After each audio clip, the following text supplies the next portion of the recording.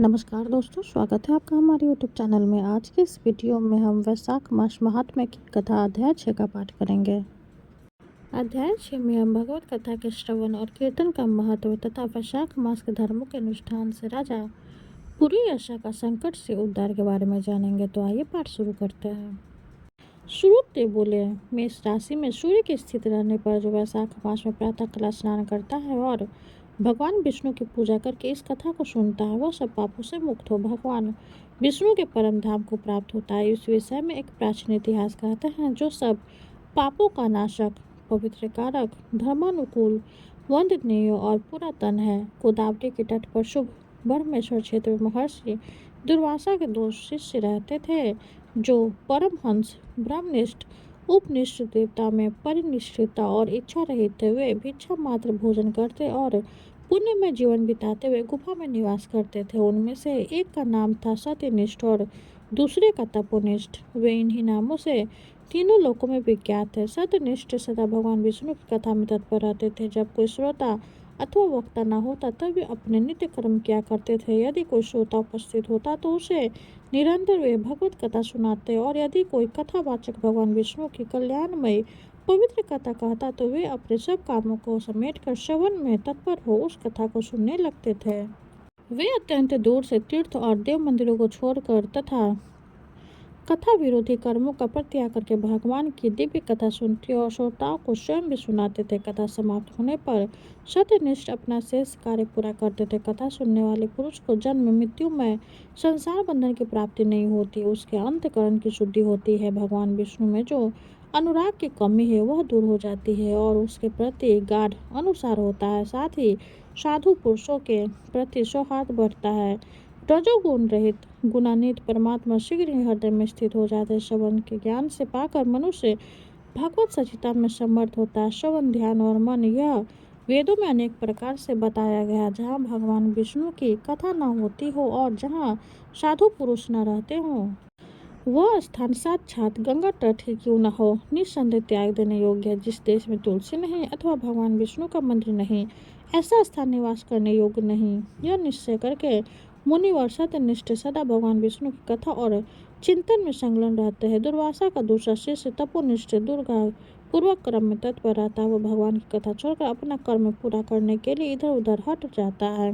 कथा की अवहेलना से उसे बड़ा कष्ट उठाना पड़ता है। अंततः कथा परायण सत्यनिष्ठ ने ही उसका संकट से उद्धार किया। जहाँ लोगों के पाप का नाश करने वाली भगवान विष्णु की पवित्र कथा होती है, वहाँ सब तीर्थ और अनेक प्रकार के क्षेत्र स्थित रहते हैं। जहाँ विष्णु कथा रूप पुण्यमयी नदी बहती रहती, उस देश में निवास करने वालों की मुक्ति उनके हाथ में ही है। पूर्व काल में पांचाल देश में पुरुषा नामक एक राजा था, जो पुण्यशील बुद्धिमान राजा भूरियाशा का पुत्र था। पिता का मरने पर पुरियाशा राज्य सिंहासन पर बैठे हुए धर्म के अभिलाषा रखने वाले, शूरता, उदारता आदि गुणों से संपन्न और धनुर्वेद में प्रवीण थे। उन महामती नरेश ने अपने धर्म के अनुसार पृथ्वी का पालन किया। कुछ काल के पश्चात राजा का धन नष्ट हो गया। हाथी और घोड़े बड़े बड़े रोगों से पीड़ित होकर मर गए। उनके राज्य में ऐसी भारी अकाल पड़ा जो मनुष्यों का अत्यंत विनाश करने वाला था। पांचाल नरेश राजा पुरुयंशा को निर्बल जानकर उनके शत्रुओं ने आक्रमण किया और युद्ध में उनको जीत लिया। तदंतर पराजित हुए राजा ने अपनी पत्नी शिखनी के साथ पर्वत की कंदरा में प्रवेश किया। साथ में दासी आदि शिवगण भी थे। इस प्रकार छिपे रहकर राजा मन ही मन विचार करने लगा कि मेरी यह क्या अवस्था हो गई है। मैं जन्म और कर्म से शुद्ध हूँ, माता और पिता के हित में तत्पर रहा हूँ। गुरु भक्त उदार ब्राह्मणों का सेवन, धर्मपरायण, सब प्राणियों के प्रति दयालु, देव पूजन और जितेंद्र भी हूँ। फिर किस कर्म से मुझे यह विशेष दुख देने वाली दरिद्रता प्राप्त हुई है? किस कर्म से मेरी पराजय हुई और किस कर्म से फलस्वरूप मुझे यह वनवास मिला है? इस प्रकार चिंता से व्याकुल होकर राजा ने खिंचित से अपने सर्वगुण गुरु मुनुश्रेष्ठ याज और उपयाज का स्मरण किया। राजा के आह्वान करने पर दोनों बुद्धिमान मुनीश्वर वहां आए। उन्हें देखकर पांचाल प्रिय नरेश सहसा उठकर खड़े हो गए और बड़ी भक्ति के साथ गुरु के चरणों में मस्तक रखा प्रणाम किया। फिर वन में पैदा होने वाली शुभ सामग्रियों के द्वारा उन्होंने उन दोनों का पूजन किया और विनीत भाव से पूछा, विप्रो, मैं गुरु चरणों में भक्ति रखने वाला हूँ, मुझे किस कर्म से यह दृढ़ता को उठाने और शत्रुओं से पराजय हुई है? किस कारण से मेरा वनवास हुआ और मुझे अकेले रहना पड़ा? मेरे न कोई पुत्र है, न भाई और न हितकारी मित्र ही हैं। मेरे द्वारा सुरक्षित राज्य में अब बड़ा भारी अकाल कैसे पड़ गया? यह सब बातें विस्तार पूर्वक मुझे बताइए।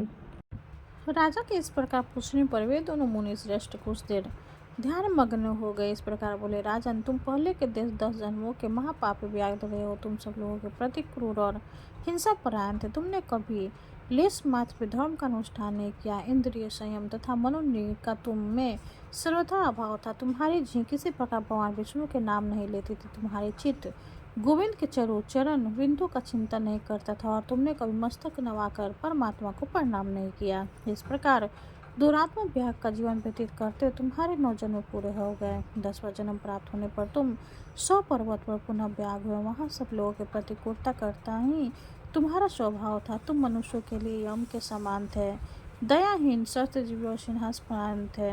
अपनी स्त्री के साथ रहते हुए राह चलने वाले पथिकों को तुम बड़ा कष्ट दिया करते थे, बड़े भारी सट थे। इस प्रकार अपने हित को न जानते हुए तुमने बहुत वर्ष व्यतीत किए। जिनके छोटे छोटे बच्चे हैं, ऐसे मेरे गौर पक्षियों के वध करने के कारण तुम दयाहीन दुर्बुद्धि को इस जन्म में कोई पुत्र नहीं हुआ। तुमने सबके साथ विश्वासघात किया, इसलिए तुम्हारे कोई सहोदर भाई नहीं हुआ। मार्ग में सबको पीड़ा देते रहे, इसलिए इस जन्म में तुम मित्र रही तो साधु पुरुषों के तिरस्कार से शत्रुओं द्वारा तुम्हारी पराजय हुई है।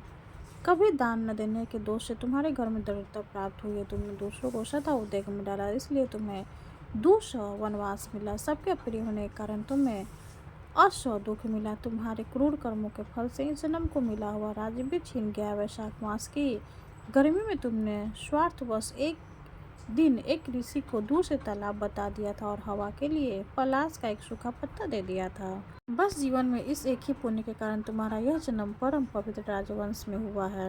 अब यदि तुम सुख, राज्य, धन आदि संपत्ति, स्वर्ग और मोक्ष चाहते हो अथवा सायुज श्री हरि के पद की अभिलाषा रखते हो तो वैशाख मास के धर्मों का पालन करो, इससे सब प्रकार के सुख पाओगे। इस समय वैशाख मास चल रहा है।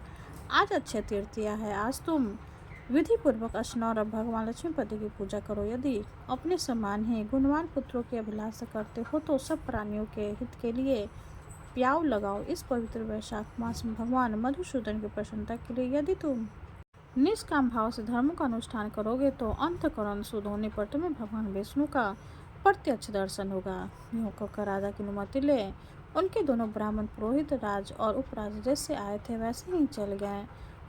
उनके उपदेश पाकर महाराज पूरी आशा ने वैशाख मास के संपूर्ण धर्मों का श्रद्धापूर्वक पालन किया और भगवान मधुसूदन की आराधना की। इससे उनका प्रभाव बढ़ गया तथा बंधु बांधव उनके आकर मिलने लगे। तत्पश्चात वे मरने से बची हुई सेना को साथ ले बंधुओं सहित पंचाल नगरी के समीप आए। उस समय पांचाल राजा के राजुओं का पुनः संग्राम हुआ। महारथी पुरुषों ने अकेले ही समस्त महाबली राजाओं पर विजय पाई। विरोधी राजाओं ने भागकर विभिन्न देशों में मार्गों का आश्रय लिया।